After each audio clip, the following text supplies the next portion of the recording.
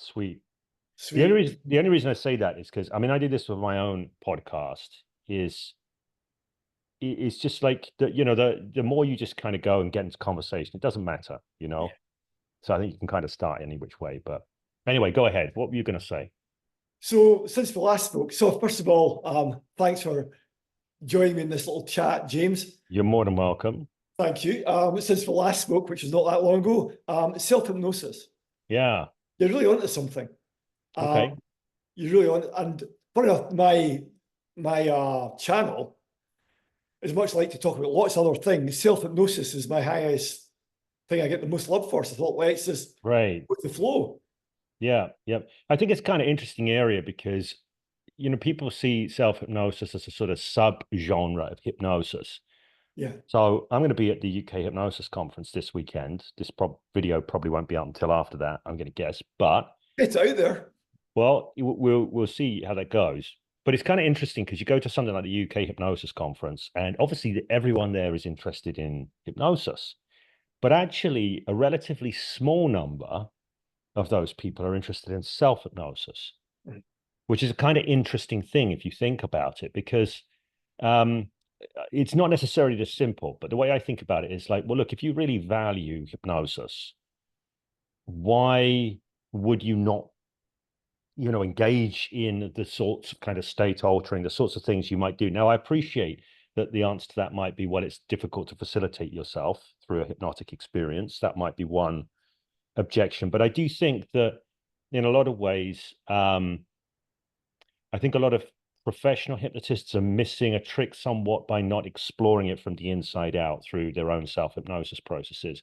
It will ultimately, if you are working with other people, I think make you better at what you do, and you get the benefits of the kind of transformations and the development that you get from it, on a personal level as well. So that's kind of my thought on that. Yeah, I mean, I've always done a bit of self-hypnosis, but since the last chat, a penny dropped, and I've been looking at it even more, and it's mind-blowing. And I think Right. already there's a lot more. Already, it's got a lot more. What's what I'm looking for? It's coming to vogue a lot more all of a sudden. Like Yeah.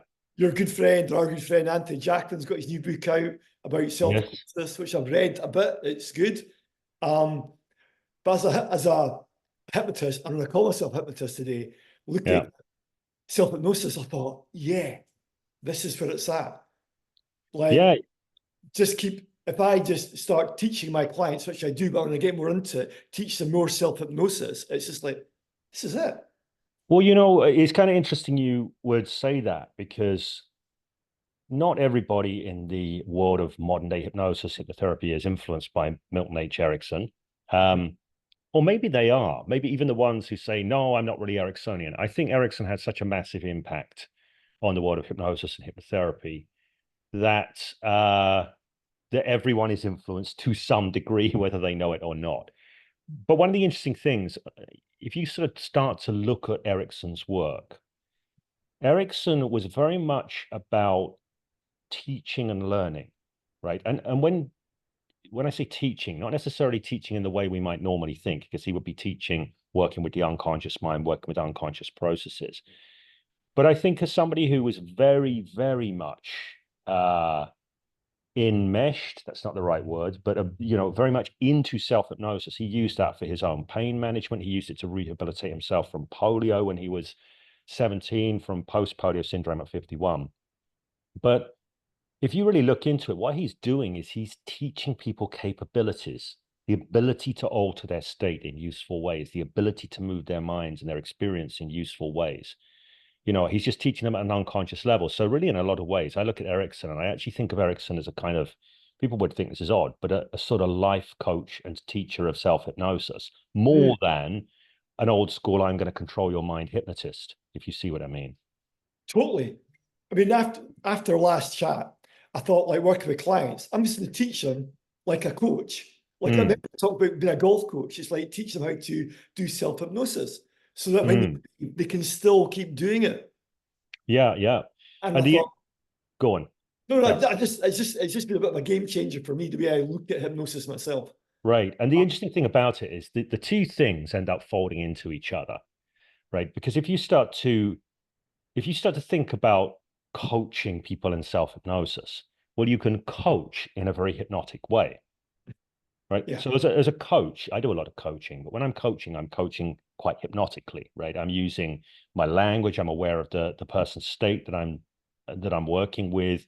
I'm pacing and leading. I'm doing all these kind of hypnotic things. So it kind of it becomes this sort of strange, I don't know what it is, strange, infinite feedback loop where you go, well, I'm not going to do hypnosis with you, but I am going to teach you how you can work hypnotically with yourself. And I'm going to coach you in doing that in a very hypnotic way. And, you know, the lines start to blur, but it's that place you come from. And I think one of the nice things that comes from that self-hypnosis place, I think it was Dave Ellman that said all hypnosis is self-hypnosis, Mm.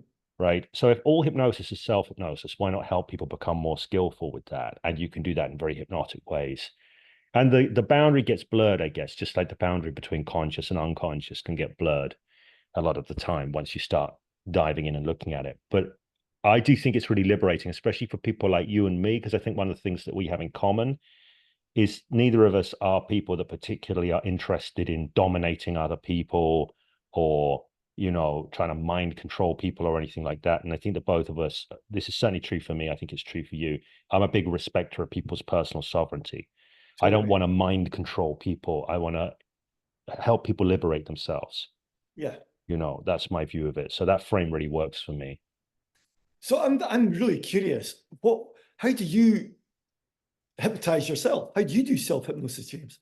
Right. I think this is a really interesting question because, first of all, for a long time, let me just roll back. First time I sort of learned self-hypnosis, I learned these techniques, these things that you do, right? If you do this, you will go into hypnosis. And at the time when I learned this, the idea was you do this thing, this self-hypnotic induction, and then you give yourself suggestions and then you kind of come out. Or there were some other processes you could do as well. But I don't know, I never really kind of latched into them. And I always sort of wondered, am I really actually going into hypnosis here or not? And what is hypnosis and all of these sorts of things? And this kind of really mirrored my own experience as a practitioner of hypnosis. These sort of stock inductions. I was like, well, are they really in hypnosis or not? What does it mean to be in hypnosis? So I'm kind of known publicly as the hypnosis without trance guy. And that's sort of partly true. Now, when I say I'm hypnosis without trance guy, if someone says, James, do you think there's no hypnotic trance? It's like, well, it depends on whether you ask the question of somebody, do you believe in God? Right? Well, the answer to that question depends on what you think of God as being. Right? So you might get person A who thinks that God is just the all of the universe as it's manifesting. The universe, all the great unfolding of everything is God. And somebody else says, no, no, no, no, no. God is apart from all of that and creates all of that. Right now, both might say, I believe in God, but they actually believe in something entirely different. I think you get this with hypnosis as well. Like if somebody said, do you believe in hypnosis? Somebody ran out of a workshop that I was running once in tears saying, you don't even believe in hypnosis. And they were right. I just didn't believe in the same version of hypnosis as them. Mhm. Anyway, all of this is a rather roundabout way of saying, what is hypnosis? And you need to have a sense of what that is for yourself before you can really say, well, I'm doing it or I'm not. For me, hypnosis is, there's a number of definitions I like, but the one I often use is the use of language and communication to direct attention, lead cognition, and seed ideas for the purpose of leading somebody into an altered experience of reality. Now, I think this doesn't change that much when we're working with ourselves. So we're gonna be communicating with ourselves. We're going to use language and communication. Now, this might be internal language, but there are other forms of internal communication, like simply directing your intention. You know, it's like move my mind here, move my mind there. You don't have to say the words "move your mind here." You have an intent, and that gets communicated to your attentional system, and you shift your intention, right? So for me, it's kind of about entering a mind space and being able to reshape your mind space and direct your attention and intention within that, right? And those are major things. Attention is a major piece, but also within that intention, there's information, the kind of information that flows through. So I think first and foremost, I would say it's about the kind of, there's a sort of, the metaphor I sometimes use is a vessel, Right. right? You want a vessel or a container that you can then fill with all sorts of things. So the hypnosis, whether I'm working with somebody else or working with myself, you could call this the hypnotic trance or the intentional trance. It's like a container. First of all, you want to shape the container, and then you want to look at what you're putting in the container, Yeah. And how do you right? do that? So I think you can shape the container in a variety of different ways. Okay. And I think all ways are valid. So this is why I'm a big believer in exploring with things and being curious. What happens when? What happens if? So one of the most basic ways that I will play with my own attention and expansiveness of mind is to note, and this is a big influence on me. I'll talk about some of my influences here. So one big influence on me is Les Femi's open focus practices, these kind of things. And I just say, I don't mean to be mean to Les Femi. I'm not a great fan, particularly when he put his first book out. I'm not a great fan of how he does the facilitations, but the concept is great. Now, the concept of open focus, if I put it simply in my own way, is the way we're conditioned in the Western world is to pay attention to sort of stasis and things, right? What are the things and how are they? Right? That's our kind of habitual attention pattern. So we really pay attention to things. And this is a particular kind of mode of mind. It's a very left hemisphere kind of mode of mind. But there's another mode of mind where we can start paying attention to relationships and process, right? So first of all, the major shift in shifting into an open focus state is instead of having a narrow objective focus, you're pointing your attention on this thing or that thing or that thing. You start to become aware of the space that the things are in and the space that things are a part of. So in a classic hypnosis induction, you kind of get this sometimes because the hypnotist might say, pick a point on the wall, just keep focusing on that point, but allow yourself to see everything else that you see as you continue to look at that point, right? So that's encouraging a person into peripheral vision. And this starts to put somebody into an open focus state because they're going out into space. Now, you just got the anchor point of that thing, but you're not having a narrow focus on that thing, you're having a broad focus. But there's an interesting thing that you can do. Like, and I would encourage people to do this right now. If you pick a point on the wall or on somewhere in front of you that you can focus on, you can allow yourself to experience an expansion of awareness. You continue to look at that point, but you see everything else that you see as you continue to look at that point. And as you see everything else that you see, you continue to look at that point. You allow your awareness to go out beyond all that you can see, out further than you can see. You allow your awareness to expand up above you, behind you, below you. And you get a sense of everything that is out there, connecting with that beyond what you can see. So, I don't know. Some people will have done that who are watching this. Some people won't have done that. That's absolutely fine either way. But the point that I'm making here is, it's like right now, Andy, you're looking at me or you're looking at me through Zoom. Yeah.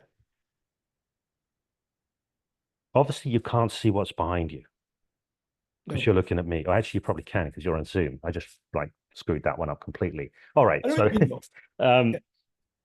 so I kind of do this. This is something I actually do with clients sometimes. I say, as you're looking at me, obviously, you can't see what's behind you, but you can get a sense that there is a behind you, right?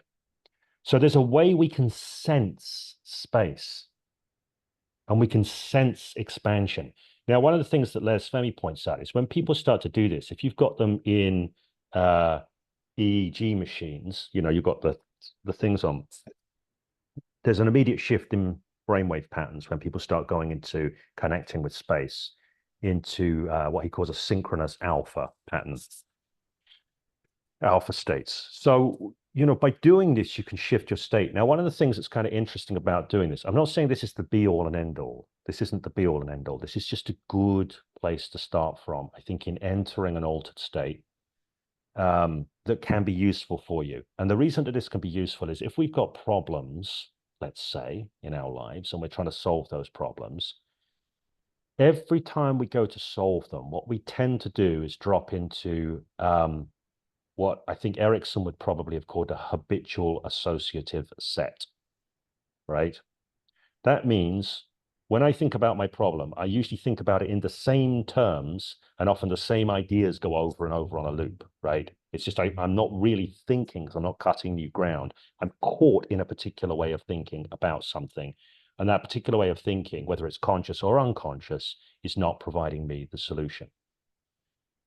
So if I want to think differently about a particular situation in my life, the first thing I need to do is fall out of my existing thinking. Kind of makes sense, right? If you try and think about it from within your existing thinking, you're just going to do more of your existing thinking. If you want to go in a different direction, you have to fall out of your existing thinking first. So that's extremely useful because when you drop into that state, what tends to happen is the verbal aspects of your thinking fall away. And we're normally habitually, chronically caught up in verbal aspects of thinking. Okay, so that's one entryway. So that to me is kind of a shaping of a container. But if people were going through that little mini experiment that I was doing back then, one thing you might not have noticed is everything that you were not noticing. Right? Which stands to reason. And what people often don't notice is they kind of almost forget they have a body in that moment. They expand out so much into space. It's like temporarily they forget they have a body. Now, I'm not saying when they think back, they were like, oh my goodness, where's my body? They don't remember forgetting having a body, but in the moment, it's like their body disappears. They're not feeling everything within their body. But there's a whole universe of things that go on within the body that we don't normally pay attention to. Sure. So a lot of the self-hypnosis stuff that I do, another influence on me is Eugene Gendlin's focusing work. Right now, oftentimes people get caught up in these, what Erickson called associative sets, these kind of internal cascades or cycles of thinking. And what they're not doing is they're not attending to what's happening. So another point that I often make is that people are very poor witnesses to their own processes. And by attending to the process that your attention was previously caught up in, you've just changed your state. You've just changed the way everything's working internally. You are now doing something different. And that's the key to all change, is do something different. Right. Sure. So you're doing something different internally. Now, a lot of the time, there's stuff going on within our bodies. We don't just think with our conceptual mind. We actually think with our interoceptive systems, right? They are recruited by parts of the brain in the thought processes. This is why people go, well, I just had a hunch that this, or I just knew in my heart that this, or, I had a gut feeling that, or like, I don't know, something just doesn't feel right, they go, and they're doing this. Why are they doing this? That's not random. That's part of the thought process. So this is another thing for me about self-hypnosis is it's very much about bringing all of your intelligence systems online and having them interacting with each other within a kind of mind space or body space or being space. Right? So when I say different intelligence systems, you've got your conceptual system. I'm talking here in a reasonably conceptual way. You've got also like your somatic system. So literally, I just did it then. Your somatic system. Why did I do that? Because my body expresses is an intelligence, right? If I said to you, Andy, show me with your body defiance, what would you do? I do yeah, show me defiance, a caricature of it. Yeah, right, defiance. There you go. Right. So your body, you have a body intelligence about the idea of defiance, right? So that's another form of intelligence. You've got conceptual intelligence, you've got like somatic intelligence, like boom. You've also got you could call it interoceptive intelligence or felt sense, right? The subtle sensations, all the strong emotions, but people often they feel emotions and they either get had by them or they try and escape from them. But there are subtler things going on in the body, often that are metaphorically quieter than that. So those are three intelligence systems. Another intelligence system is the symbolic intelligence system. So symbols, metaphors, these kinds of things. It's like this, what do you like when you're at your best? I'm like an eagle soaring across a great canyon or something like that. And people speak in metaphor all the time. They don't necessarily realize it. And then you've also got episodic intelligence, which is built from different bits of memories and these sorts of things. And there's probably other ways you can look at multiple intelligences as well. But normally when somebody goes into a habitual associative set, those intelligences may, it may be that the associations run in only one or two of those intelligences and bounce back and forth. So if somebody's stuck, they can be stuck because they're not bringing all their intelligence systems on board, right? So for me, there's this kind of going into a space, but there's interacting things in different intelligence systems, right? And I think this is part of how the old Betty Erickson induction works. Because when you're seeing, I don't know, there's a formula to it. What is it? See five things. See, hear, feel, then 5, 4, 3, 2, 1. Close Right. your eyes, go to a favorite place, and then.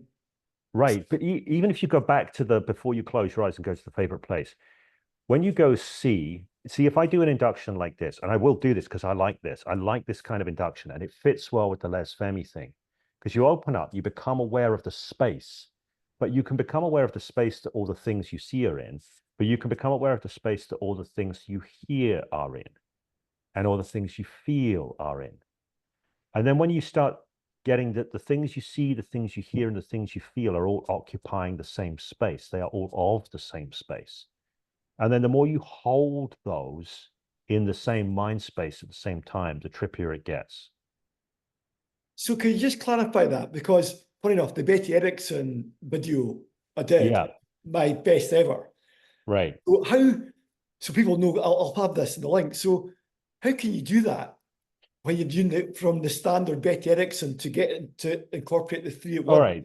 So if I was going to, give some instructions on it, the first thing I would do, and I really like this, that simple thing that I did there, pick a point on the wall, go out into peripheral vision, but then go into peripheral feeling, feel your way into the space beyond where you think, right? So that's a really good start point. And for me, that opens up a huge space, right? Then you can start to be aware of what you see. You can notice 5 things if you want. I never do this formulaically with like 5, 4, 3, or whatever.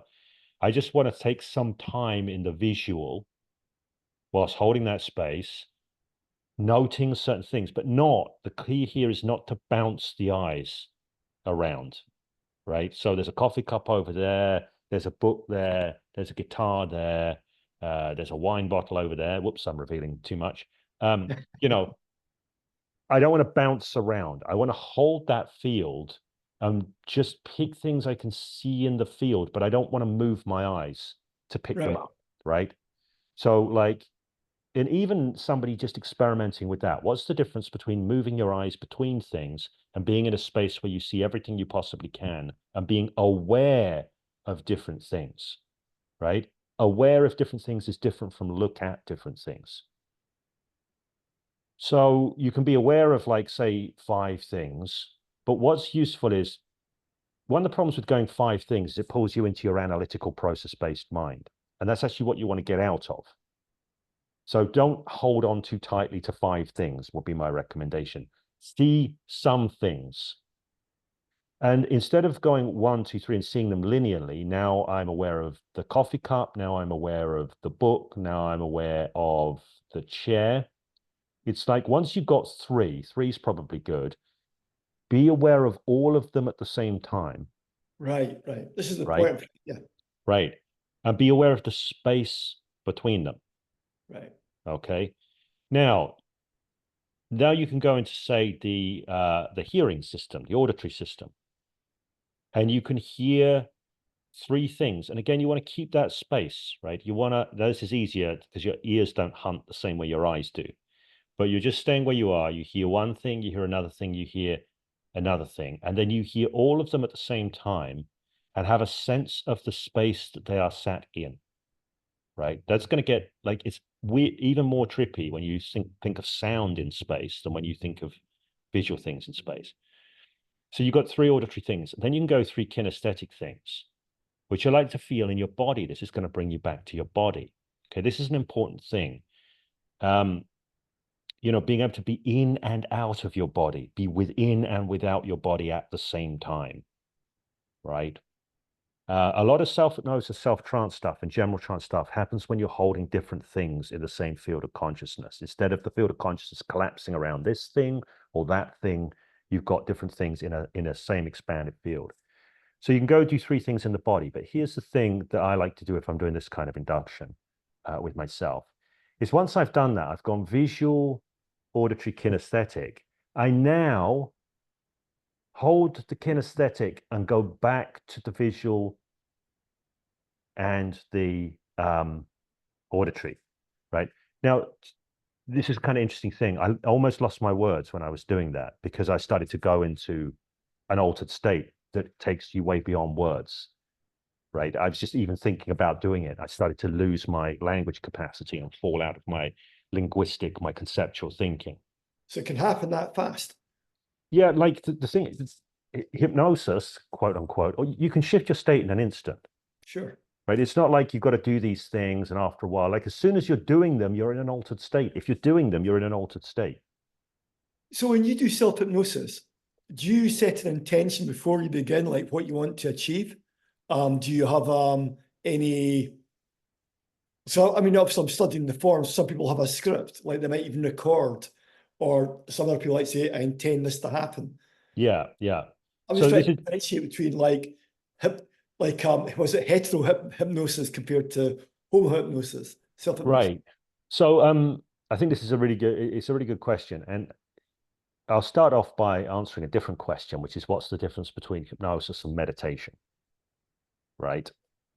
Because a lot of people go, well, you know, these are just meditation practices and this kind of thing. I'm not saying this is the difference, but this is my difference between hypnosis and meditation.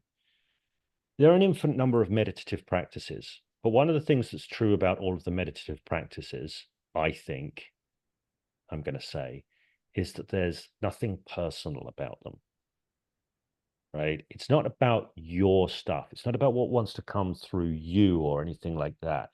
It's always a kind of impersonal thing. Now, I'm not saying it doesn't affect you or change you or whatever, but it's not working with your stuff, right? Stuff that matters to you. If I'm doing a meditation where I'm focusing on, you know, a mantra that I've been given by somebody else, that could be a great process, but it's not mine. It doesn't do any processing of my stuff, of my material, right? For me, the difference between meditation and self-hypnosis, when you start getting into processing meaningful material about you, your life, your deep thoughts, your understandings, these kind of things, because you want to change something about how you're showing up in the world, how you're engaging with the world, the ongoing experience you have, this kind of thing. So for me, that's the distinction. Now, I've said there's a distinction. That doesn't mean that there isn't an overlap, because all of the attention shifting skills that you get from doing meditations can be utilized in your self-hypnosis. Right. Right. So the stuff I've been talking about so far, you could actually just go, well, that's a kind of meditation thing in a sense, right? These are just going through some mental journey which doesn't really apply Yeah. to you personally. Now, if you want to do this stuff in such a way that it applies to you, one of the things you can do is that there are many ways you can do this. You can just simply set an intention ahead of time. Okay. Now, one of the ideas I quite like comes from Richard Alpert and Timothy Leary and their stuff back in the 60s when they were first experimenting with hallucinogenics. They had this idea of set and setting, right? Set is your mindset, it's your intention. Right? What is it? What are we doing this for? So they were doing psychedelic trips. It's like, okay, we're not just going to do a psychedelic trip. We're going to do it for a reason. Right? We're going to prepare our mind. We're going to go, what would I like to get from this? Right? What do I want to get out of this? So we can set a very clear intention. And then the setting in terms of psychedelics is making sure that the environment is right, that it's conducive to doing good work, that somebody's feeling safe and secure and all of this kind of thing. Now, if you take this across to self-hypnosis, I think the set is a good thing. It's like, right, what is it that I want to do here? What's my intention? You want to set an intention up front. Now, that intention might be there's something I want to understand more deeply. There's an answer to a question. I sometimes do self-hypnosis just to answer a question, right? Yeah. And sometimes it's to make a particular change, Okay, so it's worth setting that intention.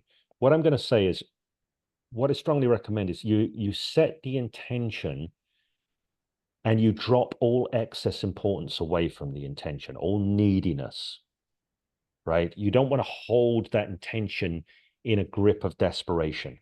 That never, all that happens if you hold the intention in a grip of desperation is you will get pulled back into your standard stock associative sets, right? Unless you came up with the desperation right there in the moment. But if you're doing some self-hypnosis because you're desperate for a change and you hold the intention of that change in a grip of desperation, you're still in your problem trance. You're not out of your problem trance. So it's really important to be able to hold an intention with a sort of loose grip, so to speak, with a lot of permission around it and a lot of okayness around it. And even doing that for a lot of people will actually create the change that somebody wants, surprisingly, because it's a paradoxical thing. Loosen your grip and get more of what you want is not uncommon.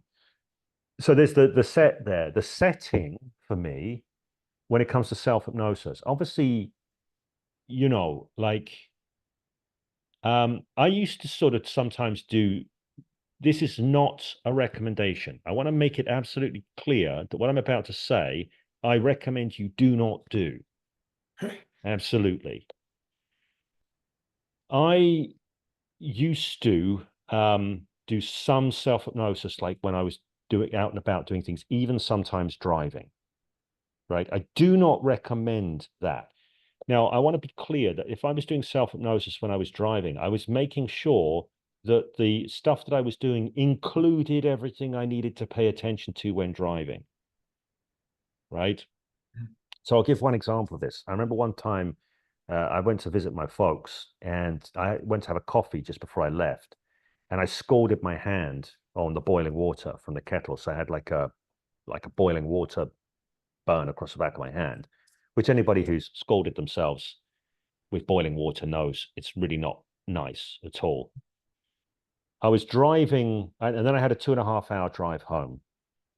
And about half an hour into this 2.5 hour drive home, man, this hurt. It really, really hurt. It was so, so painful. And it was distractingly painful. So in that moment, my choice was to, whilst driving, do self-hypnosis to modify and attenuate the pain. It was very, very successful in that particular occasion. But what was absolutely essential was that everything was included. So, you know, I was just saying about the Betty Erickson, right? Including everything.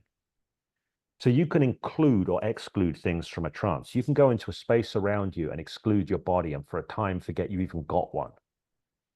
But that won't necessarily help you process stuff that's going on in your body. Yeah. Right. So, like, you want to make sure your body's included. If I'm driving, I want to make sure my driving is included. If you do not know that you can do that, do not start altering your state whilst driving. Just stay in your good driving state, okay? And now I don't do that nearly so much when I'm driving because I've done so much more self-hypnosis and I'm so much more used to, it's actually harder for me to stabilize in what I'm doing. So I kind of drop into a deeper trance more easily now. So now I don't do stuff whilst driving, right? Or maybe I'm older and wiser as well. I don't know. You know, that was 15 years ago. I did the burn thing. So I would say that, but the setting, so the set is the intention. The setting is the environment. You can do self-hypnosis pretty much anywhere. And I do quite a lot when I'm out walking, right? So I might be walking my dog and I might stop and I sometimes sit on a tree stump in Princess Street Gardens and I do some there because it's nice to be out in a more natural space, although they're now setting up the hideous fairground rides in Princess Street Gardens.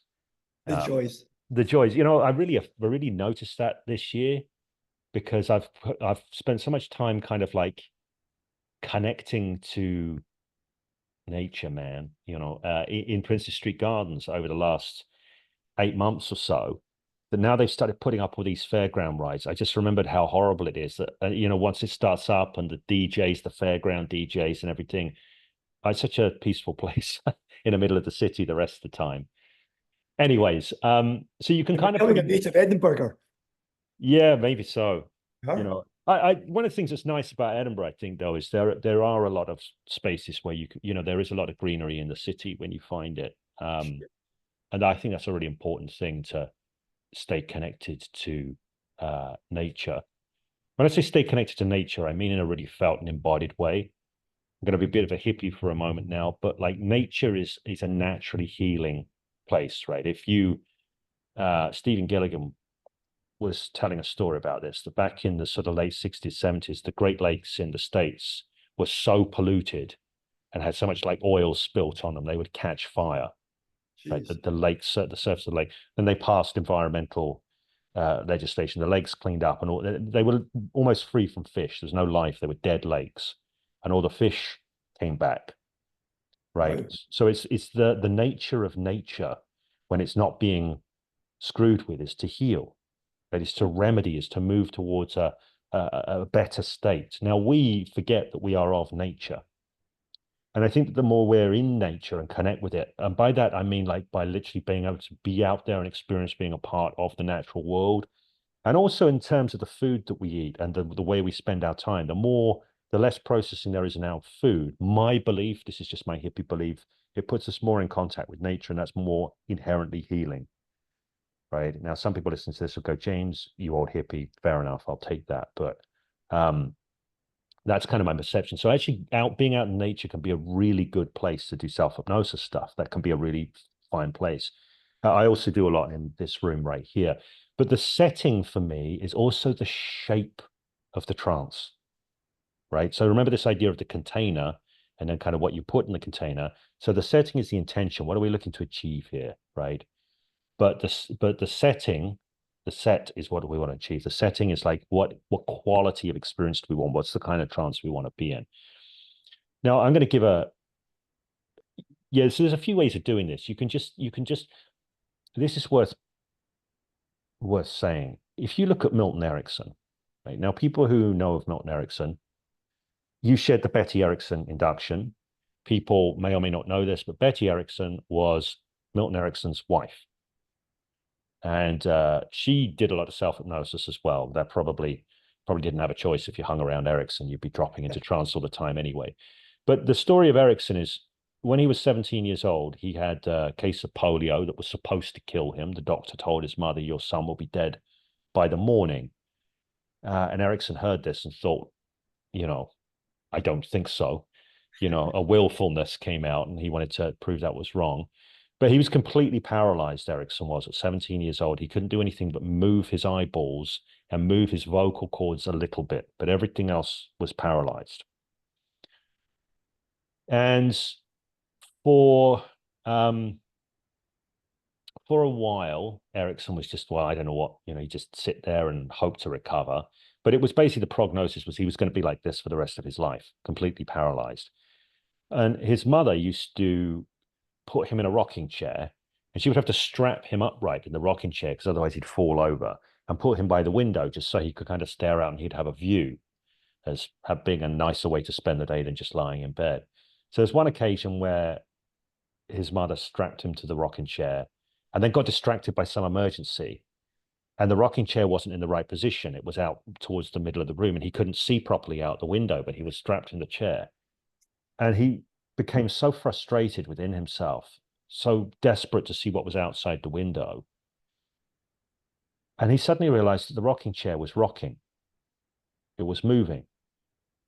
And he realized that he had made the rocking chair move. Something about the way he had directed his mind or moved his mind had come out in a physiological movement. And he got the idea that perhaps he could use his mind to rehabilitate his body, even though he couldn't move his body. So he started to engage in memories. And first of all, he wanted to get his hands to move. So he started to go deeply into remembered experiences of gripping tree branches, climbing trees, using his hands. And he did this. He had nothing else to do. So he did this really intensively. And at one point, his hand went. After doing this for weeks, the hand went. So he started to go more and more fully into this. And he did a lot of these processes of re-evoking memories to rehabilitate his body. Now, At 17, and he built himself back, by the way, to the point where he could walk with a cane with almost no limp. You know, he was pretty good until he had that post-polio bout at 51. Now, he didn't think of this as self-hypnosis at the time, but when he was a young man, entered medical school in his early 20s, he went to a lecture by Clark Hull, famous hypnosis researcher. Clark Hull was talking about hypnosis, and Erickson was like, well, I know all about this. I've been doing this for a long time. And by the way, even when he rehabilitated himself, he had a lot of chronic pain. So he was using his mind to change his experience of pain. And he realized, wow, you know, I've been doing hypnosis. And actually, I think I know more about it than Clark Hull does because I've been doing it myself.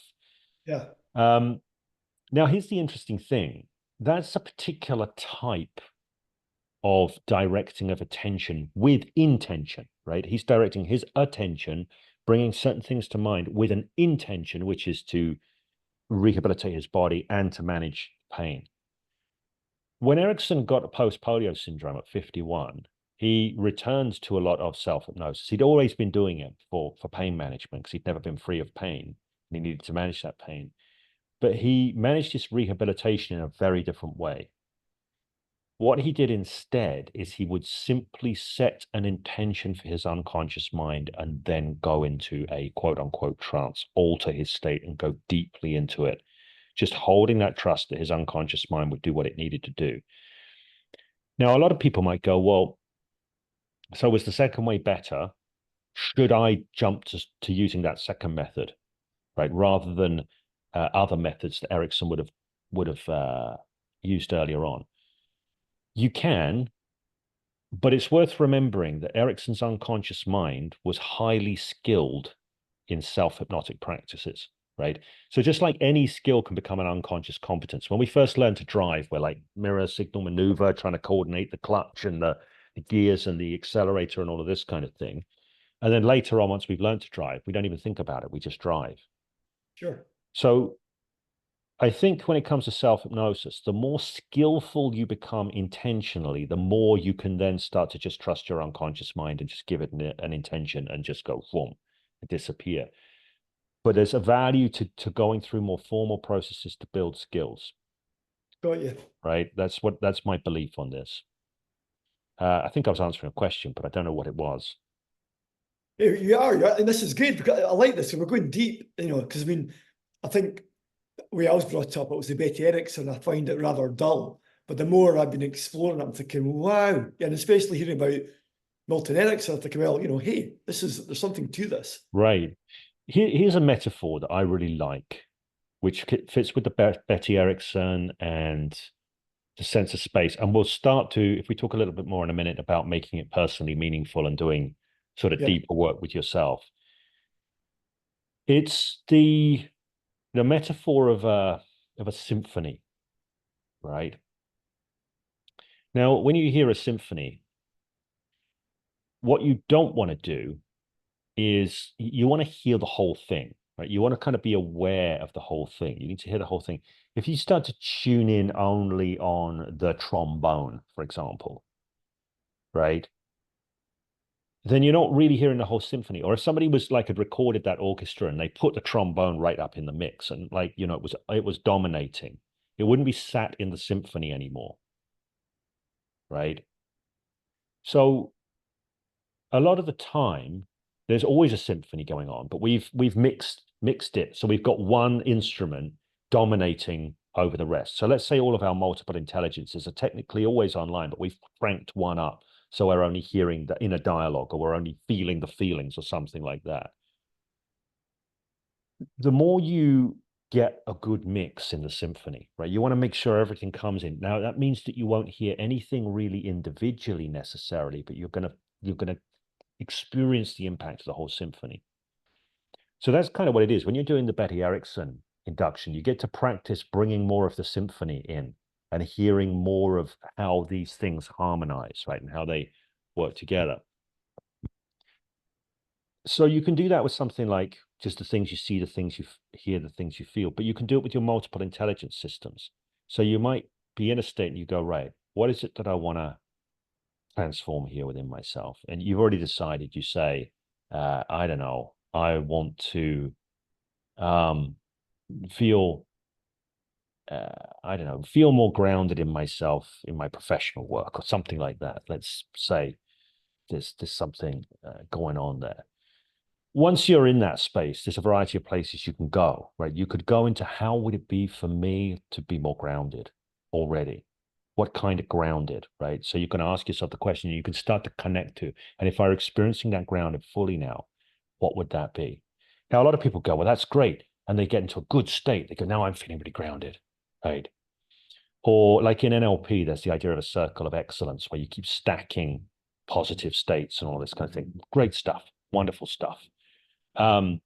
Except we're not that dumb, right? We're human beings. So like if we go, I feel good, I need to hold on to it and make sure nothing knocks me off course. Well, you're not going to probably do too well with that. At some point, you're going to get knocked off course. But if you can go into like, yeah, this is how I would love to be, right? And then you can recognize that you have this capacity within you. So there's a part of you that already knows how to do this.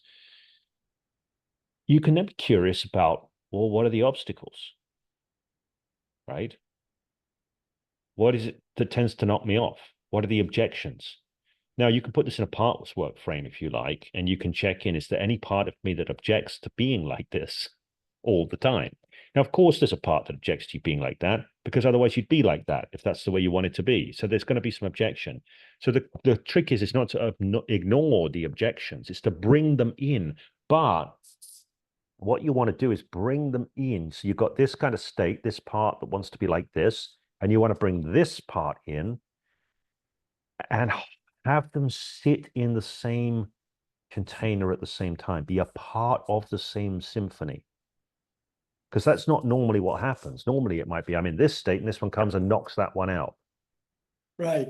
Right. They're not sitting in the same place. So those two states, those two neural networks, those two parts, those two ego states, whatever you want to call them, they don't ever get to communicate with each other because they're never in the same place at the same time. They don't ever get to connect. They don't ever get to learn. They don't ever get to do anything like that, which is, I know you're a big fan of the NLP visual squash. That's kind of what you're doing with the visual squash. You're taking things that never sit in the same space and you're sitting them in the same space, right? So I was thinking that we could do that like self-hypnotically as well, I suppose, with the Of visuals. course, absolutely. Yeah. You know, and this is a big belief that I have. Like I had this epiphany a little while ago. And it came about because I was on an NLP training where you've got the typical thing where you've got the three positions, you know, when you're doing the NLP exercises. You've got somebody who is the sort of the person who's being led through the process, the person who's facilitating the process, and then you've got the observer. Mm. And in this particular training, the observer was given the task of giving feedback to the facilitator on what they liked and what they could do different. And I was thinking to myself, the implication of this is that this trainer believes that the facilitator position is what's being trained here, right? Whereas actually all positions are being trained, not just the facilitator position. So the observer wants to observe what's happening with the person who's being taken through it. But it occurred to me that the real value of NLP processes, I think, is not the change that they make, it's the skills that they give you. So remember, Erickson learned his self-hypnosis through going through self-directed processes, and then he could let go of the processes and let his unconscious mind utilize what he'd learned from them. Every time you step through in any NLP process, a visual squash, a swish pattern, a fast phobia cure, a timeline, change personal history, perceptual positions, any of this, you are developing a skill set. Just as I can, like, if I juggle, my coordination as a juggler gets better. I get better and better at juggling.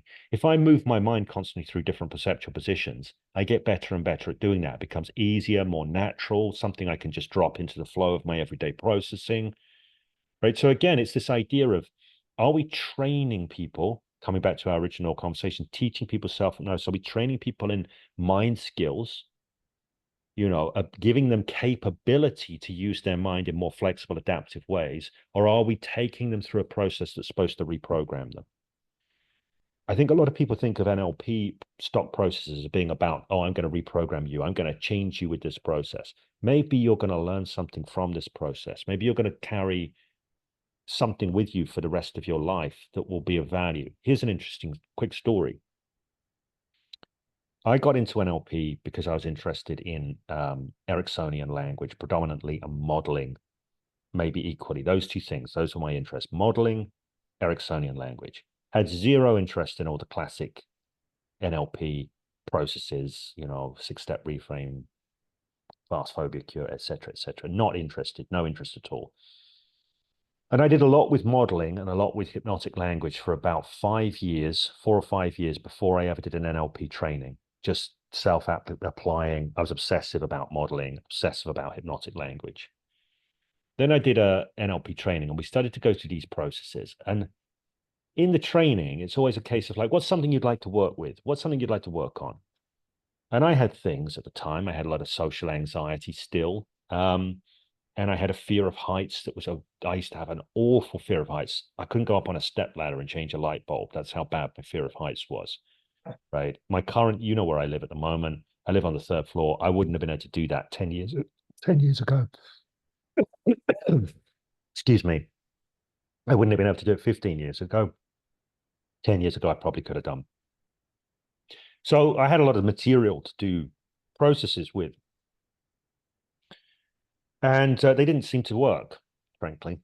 I still seem to have just as bad a fear of heights after having done a fast phobia cure on my fear of heights. And so it didn't really sell me on these NLP processes. Wasn't becoming a big believer. The things that were impactful and really changed my life from NLP, and there was stuff that really did, wasn't any of the stock processes. However, I had always had nightmares quite regularly my whole life. When I was a kid, they were particularly bad. They were night terrors. I'd hallucinate even when I woke up. I'd still be hallucinating. As I got into adulthood, I didn't have that night terror thing happening, but I had nightmares, and regularly, several times a week, I would have nightmares. So after I did my NLP practitioner training, which included a lot of submodalities, manipulation stuff, and this kind of thing, the week afterwards, I started to have a nightmare while I was asleep. Obviously, that makes sense. The best time to have a nightmare, have it when you're awake, and that's no good at all. And I was going through this kind of huge basement complex that was all dilapidated, a bit like if anyone's ever seen Jacob's Ladder, there's a bit when he's in this sort of rundown mental hospital. It was a bit like that. I was kind of going through this sort of Jacob's Ladder-esque terrain. And then I walked past this room and there were these 2 televisions, old school sort of 1960s style televisions. And they were watching each other. They were facing each other and they were watching each other. Now, you might say, how do you know that they were watching each other? But in a dream, you know how you just kind of know things in a dream? Yeah. Because you just feel it. So they were watching each other and the screens were stretching out and bending out towards each other. And I just had this growing sense of dread. And I absolutely knew that when these screens touched, when they reached out and touched each other, something dreadful was going to happen. I mean dreadful, literally filled with dread. I had a sense of dread. And I was just like almost going into a panic, going, oh my God, they're going to touch. And then I suddenly went, oh, I can change this. And it was the first time I'd ever had that thought. And what I did in my mind is I had what was stretching out the screen bend up towards the ceiling. I don't know why. Went up and went onto the ceiling and stretched out across the ceiling, stretched around the edge, changed color. And like the relief in me was huge. And I can tell you this, I never had a nightmare since. Wow. And that was back in 2006. Right. And I've not had a nightmare since. Now, what happened then? I learned something and I used it unconsciously. So I think going through NLP processes, if you look at them as training environments, right, your people are developing skills, and those skills, they're available to their unconscious mind. Like my driving skills are available to my unconscious mind, right? Of course, I'm conscious while I'm driving, but not always conscious. I mean, you know, what are you going to say? Realized that the joys of this. Could I just press pause just now? Yeah, sure. You need to take somebody coming to my door. You can make it up. The joys of working. Yeah, sure. Just don't. Okay. So what you're going to get now is you're going to get two smaller screen files instead of a larger screen file. So you're going to lose resolution because you stopped the recording. So for future reference, you're better off letting it run and then editing out the bit that you're. But anyway, you're all good. You're all good. I'll It's put it all good. on. I'll put it on. So It's all good. self-hypnosis. Yeah, yeah, I'd yeah. like to So get you back on anyway to yeah. keep this going, because I really think we're onto something. Well, we are onto something, you know. Well, I am. Well, I think it's I don't know if it's being on to something. I just think that there's something there that people don't necessarily appreciate. And I think, and I'll put my hand up and say I'm one of those people that didn't appreciate it for a long time. I had things that I would do. I did a program called Self-Hypnosis and Personal Alchemy about, it's probably about like 7 or 8 years ago now. And I shared in that. I called it self-hypnosis and personal alchemy because I was like, well, some of this stuff, I don't know whether people would really call it self-hypnosis or not. But it's about being able to reorganize things inside of yourself so you have a different experience of the world. You find yourself with different choices available to you, different ways of engaging. Um, but I think what I did for a long time was I would maybe do something that was a bit spacier, a bit mind shifting. And I go, yeah, but that wasn't that spectacular, right? So I would look at what it was not instead of what it was. I'd be like, well, I wasn't really in a deep trance, or it didn't really make this much difference, or it didn't really. So I would connect to what it wasn't all the time. Now there's a line. Is it the Matthew principle? To those who have, yet more shall be given. To those who have not, even what you have shall be taken away. Now, Yeah. what I think this means is like when you value something, when you take ownership of it, you get more of it. When you dismiss something, when you don't own it, it's just disappears. And you can see this with Erickson. Like Erickson would always look for when he was doing transport with people, what can they already do? Like, to what degree can they already shift their mind in interesting ways? Or if he was going to teach someone to read, for example, he would often demonstrate. There's one example of him teaching a woman to read, I think, and he says, make a straight line, right? Make a curved line, make a circle. And she makes all these shapes. And he says, so you can make those shapes easily. She says, yes. He says, those are all the shapes you need to make every letter of the alphabet. And she goes, oh, so now put this one with this one. So instead of like going, here's the letter A, here's the letter B, he shows this person that they already have what they need in order to make up those letters. Now, I think if you're going to start to explore self-hypnosis and you want to get better at it and be able to go into deeper states, the first thing that you want to do is absolutely do not dismiss whatever you can do. Don't ever say that's not good enough. I didn't go deep enough. I didn't go. If you do that, to those who have not, even what they have shall be taken away. So when you go, okay, so I got some difference here, right? That was different. I expanded my consciousness. Now I'm getting good at doing this. When you own that and you do it more, you get better at it. It gets easier. And then you get to take the skill level to another level. You can learn to do more, but only when you acknowledge that what you have is of value. Right? Even if it just seems like a small thing, notice what it is, not what it isn't, always. That way you'll start building your self-hypnosis skills, right? I don't know how long you want this to be, but I get a sense that you want to round this out Just, for now. well, the joys is that about to get there's all about sewing back. You can tell this is very, as we say, ghetto, but Yeah. you're dripping gold. So what I'd say is like, I'd love to get you back on again. Maybe you come back for the convention. Yeah, we can do that. I'll tell you where it would be useful to go next, what we haven't discussed, because we started to talk about maybe shaping the container and some of the ideas within it. But, once you've got that, what are some of the sort of maneuvers that you might want to pull in and this sort of thing? There are some really good options. I just say, just to close off, I just want to give a really simple list of the sort of big influences on me when it comes to self-hypnosis without necessarily getting into all of those. But I think the biggest influences on me with self-hypnosis is definitely Erickson, is definitely Les Femi, is definitely Eugene Gendlin's focusing, absolutely 100%, a huge thing.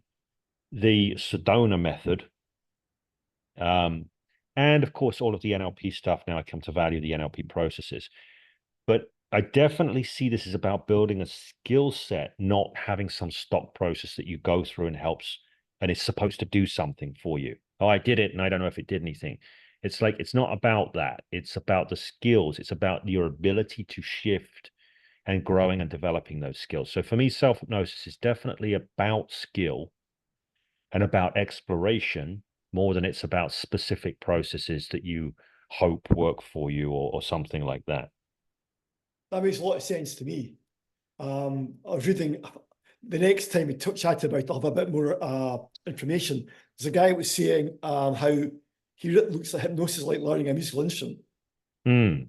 It's all within us, and the more you practice, the better you get at it. It's not like some days like a somnambulist and some aren't. It's like practice. And I Yeah. guess it's something I'm taking from my self-hypnosis practice. It's really helping me be a better hypnotist. Because I'm like, it's like go there first. Yeah. Yeah. So it's like, I mean, I've been a hypnotist for a few years now, but it's like, I'm really getting into it. It's like, But you know, most people learn hypnosis this way. They learn it as an outside-in process. Oh, I'm here to learn a bunch of skills to do a thing to that person, yeah, right? They don't learn it as an inside-out process where it's like, well, what are we looking to, I don't like do to that person, but what are we looking to help that person do? And what's it like for me when I start to explore that realm for myself? Last thing I'll say here is like, one of the things that, kind of frame that I reconnect to a lot is the idea of a sort of shamanic frame, right? And shamanism is ancient. It's the kind of most ancient way of relating to the world that there is. Now, a traditional shaman of whatever culture, they don't do things to people, right? Like shamanic trance is a common thing, but who's going into the trance? The shaman first, every single time. Now, there's another kind of concept which I'll share here, which relates to shamanism. Have you ever heard of a psychopomp? Right?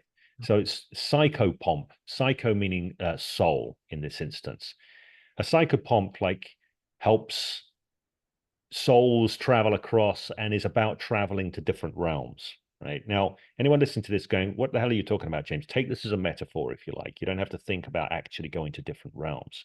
But let's say we can experientially go to different realms, and those realms are of value to us in making the changes we want to make in our lives. Like the psychopomp is a guide. The psychopomp goes to those different realms to help other people explore those different realms. They have to know the territory to be able to help people explore the territory. So people that try and do hypnosis from the outside in, right? I don't know anything about the territory, but I know about some language that's supposed to make you go to the territory. Well, you're not going to be as good a guide as you would be. I'm not saying you can't do good work from that place, because I know many, many people that do. But I'll just say I've got a bias towards being a better guide by learning, more about that exploration from the inside out. Go in there first. I think that's a more valuable thing to do. I think that's absolutely what Erickson did, and so many people are trying to be like Erickson without doing like a deep inner practice of their own, which is absolutely what Erickson's work was based on. that's what I've taken a lot from this. When you told me that before, I thought it makes so much sense, Mm. He did so much work before he even became a hypnotist. Yeah. So that's great. No, I'd like to continue exploring this. It's Yeah, fun. yeah. I'm very happy to have a further conversation. I won't necessarily remember if we continue the conversation what I've already said and what I haven't, but Hey, you might. it's all, I like this. It's all fluid. It's in the flow, it's not Yeah. scripted. You can tell that's good. It comes out. And I'll say, if you're dropping this on YouTube, Yeah.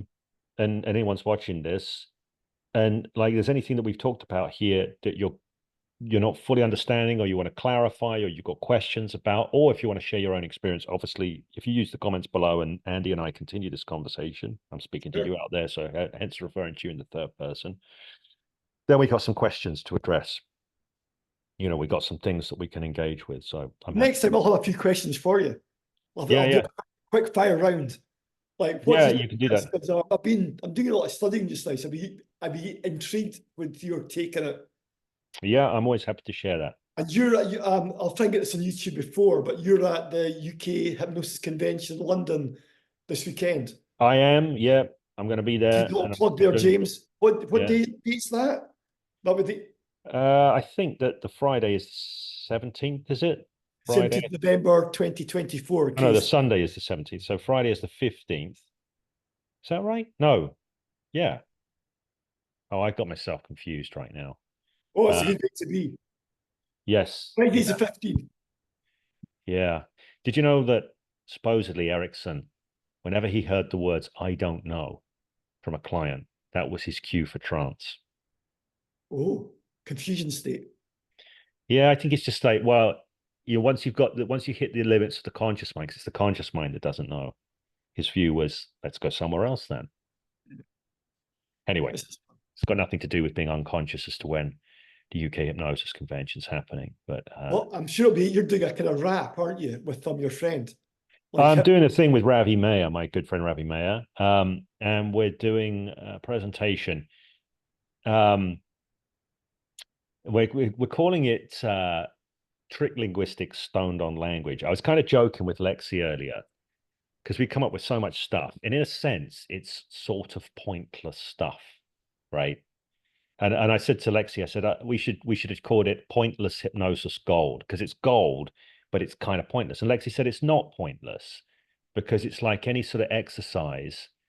It might not be the thing that you want to do, but going through the exercise of doing it and the thinking. So the stuff that we're doing is a lot of stuff of shifting people's minds and creating spontaneous amnesias for no good reason other than just doing it for its own sake. But in a sense, to use a martial arts metaphor, anyone who's a Wing Chun practitioner will know that you do Chi Sao, and Chi Sao is not fighting, but it gives you skills that you can use in a more live exchange should you need to. And that's kind of what we're doing. So we're doing a lot of stuff about using linguistics to evoke experiences of amnesia, catalepsy, these sorts of things, mostly amnesia and catalepsy. And I should point out Lexi's your wife in case people are wondering who Lexi was. Yeah, she is. Yes. She's my wife, and she has to therefore course correct me all the time when I'm going off in odd Look, directions. I'll finish this for just now. Yeah, Thank you. That was, as always, a great deep dive, and cool. I look forward to doing it again very soon, James. Yeah. Hopefully you can edit the videos up and. Well, we'll soon. Well, probably not, but it's all ghetto, and I'll just stop now because there's a saw going off my back. So this is all unscripted. You know that doesn't come across in the audio. So no, we'll soon find out. No, I can tell you right now, it doesn't. The noise cancelling on Zoom